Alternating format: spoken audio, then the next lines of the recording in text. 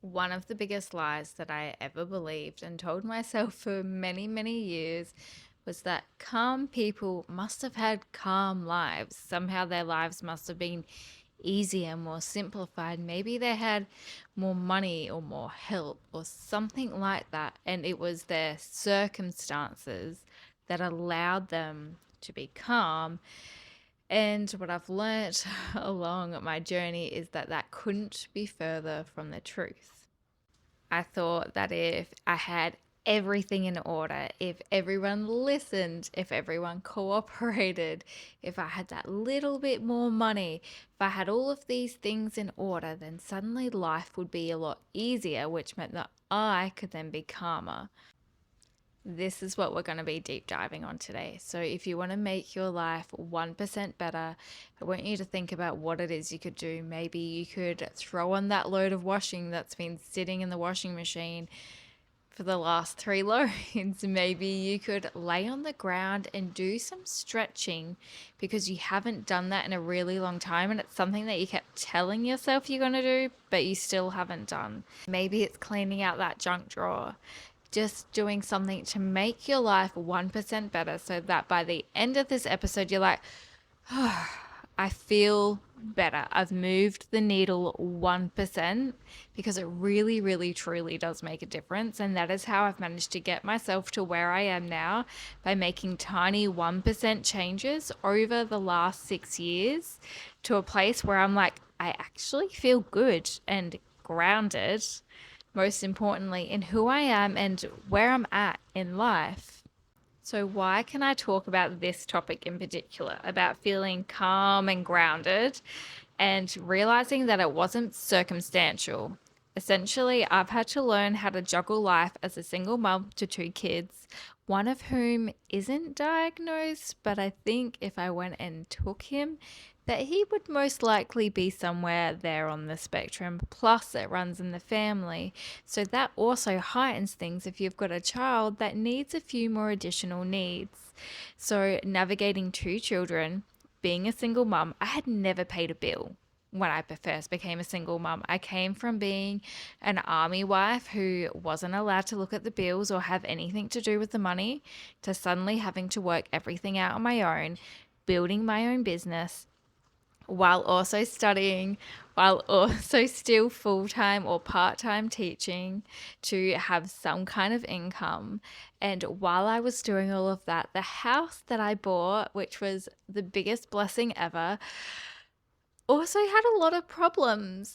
And I didn't realize that. So I've been renovating for the last 2.5 years because my house flooded and it has ongoing problems from that. And because I don't have the resources to get outside help, I've been doing the work myself. So I've been juggling motherhood on my own, running a household, which on its own is difficult enough. Plus, I've been growing a business. Plus, I've been studying.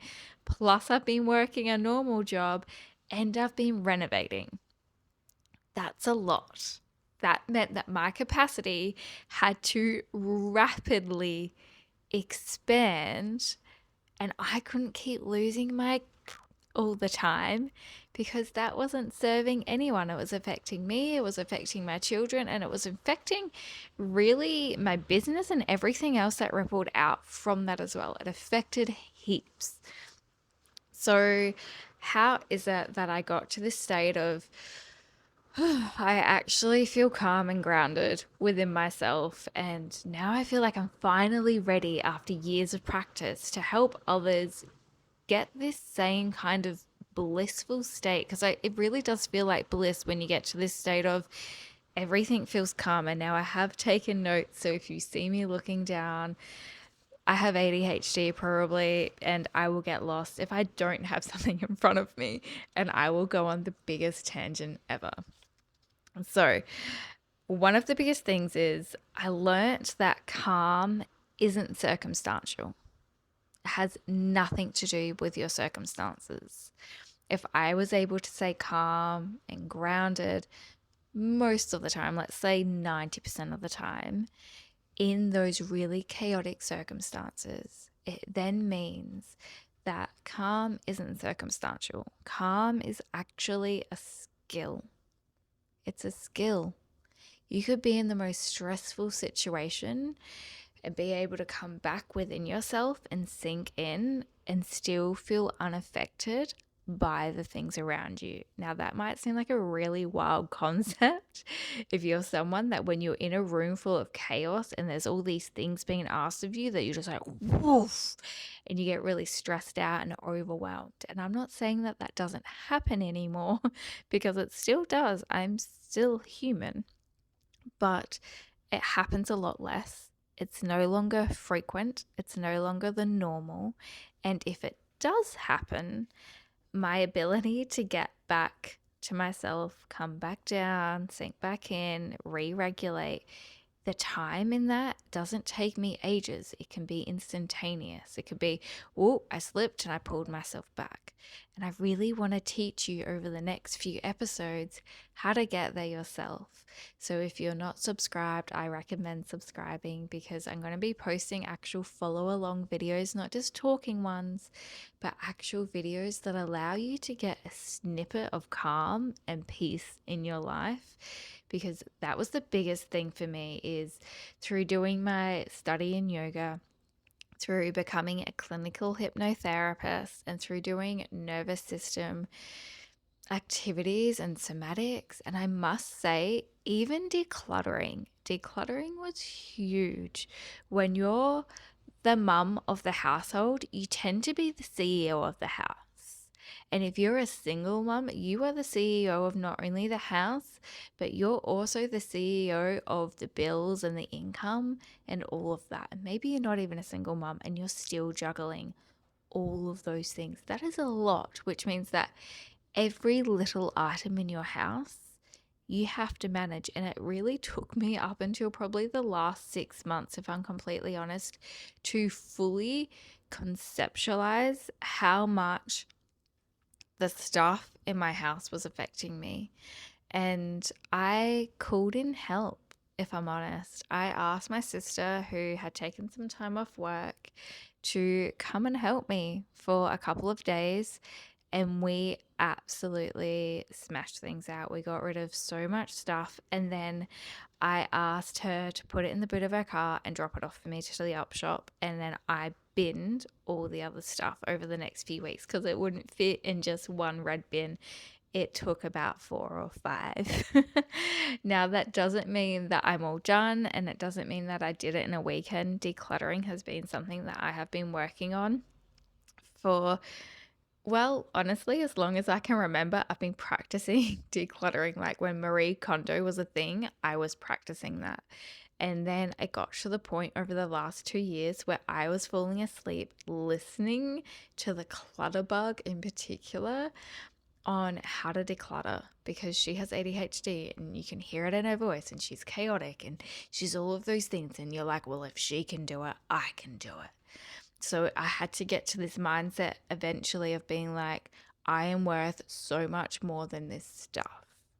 And the same goes with your life. So when you're in a chaotic, stressful situation, the kids are screaming at you, the TV's on, you can hear the fan, and all of these things are coming at you and it feels like your nervous system is overworking, you might explode. That's okay. Just think about a computer that's got too many tabs open and you're still clicking the button asking it to do something else and it freezes and glitches out. That's essentially what your nervous system is doing, is going, I can't cope anymore, abort. And you might have that mini explosion. Eventually, we want to get you to the point where you don't have that explosion. But let's say you do, right?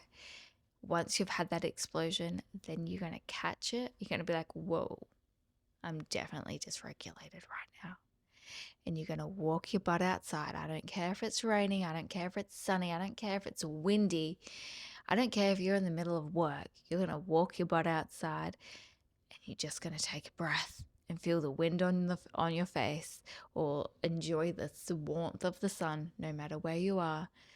And you're just going to take a moment to sink back in. actually taking that breath. And when you take that breath in, it's almost like you're pulling yourself, your soul, your essence back in. And when you exhale, you feel it settling back in. I visualize that on repeat. That is one of my daily practices. That I take this beautiful breath in and then I exhale and I feel myself sinking back in. And sometimes I remind myself that I'm safe. I'm safe within my body. I'm safe. And that might sound absolutely ridiculous if you're like, well, I'd be doing that all the time. Then do it all the time. And the best practice is doing it when you don't feel dysregulated. Doing it in those moments where you already feel calm. Do it in the car. Even if the kids are screaming, do it in the car. Maybe you're alone in the car. Do it in the car because it's a space where you're already sitting. You're not doing a whole much else. Yes, you're focusing on the road, hopefully.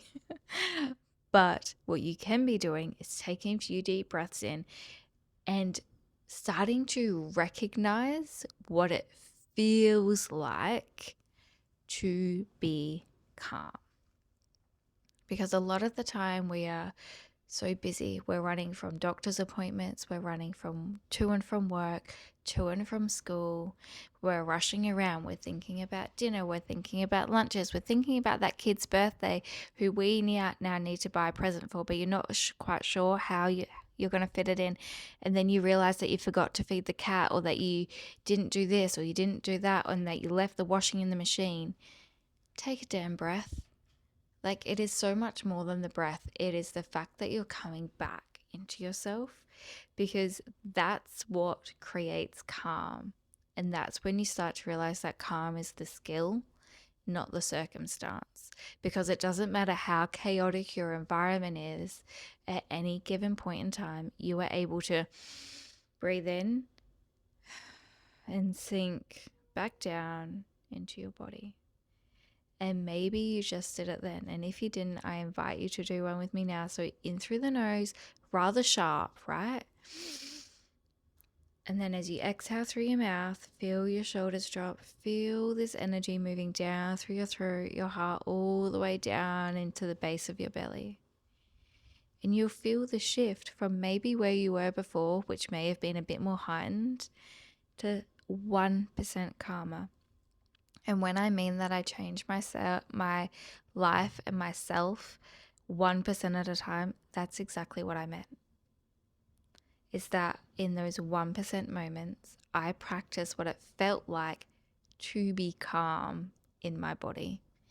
And after I did that often enough, I started to realize that it was easier to tap into. So now when my son is having one of his meltdowns about something that I can't conceptually understand, and I'm still learning how to navigate that, and I feel myself getting heightened, and maybe I've already kind of like semi-lost it, and I've been a bit like, because I'm so frustrated at the situation. It's been going on for hours at this point, and like I've expanded my patience to the best that I can, to my edge of my capacity. Once I feel that, I realize, oh, hang on, this isn't productive. Right, sink back in, lower my voice, and let's retry talking to him. But only after I've caught myself, and he doesn't know that I'm doing it, because I can do it just with that breath sinking in, and then I can respond to him instead of reacting. And it is really, really crucial.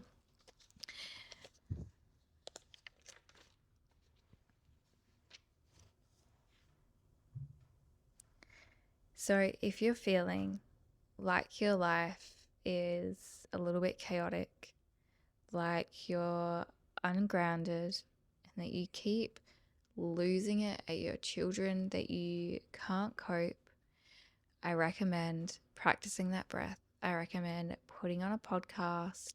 Let the kids watch TV if you need to. Give them a bowl of chips if you need to. And you put on your headphones and you grab a garbage bag and you just throw some stuff out. Don't sort it. Don't worry about op shopping it. Whatever it may be, just grab a bag and get some stuff done. Because that's going to tell you that A, you can deal with things. And B, while you're doing that, you're probably also mentally decluttering your mind. So I love decluttering and I love hypnotherapy, which is what I do one on one and in group sessions, because hypnotherapy is like decluttering your house. And when you keep dealing with all these things in your mind, eventually the slate becomes clean, the room becomes clean, and you have space again to breathe.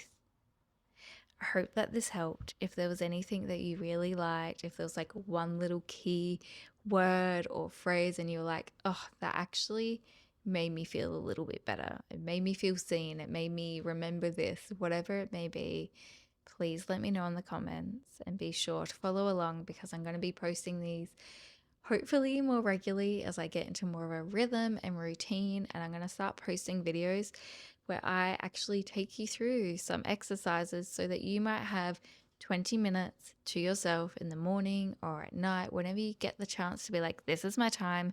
Don't interrupt me. I'm doing something for me, because I promise you it will pay off 1,000-fold to your daily life and to your household, because you are the CEO of your house. Those little people are looking up at you and they're going to mimic your nervous system. And when I say that, oh my gosh, is that true?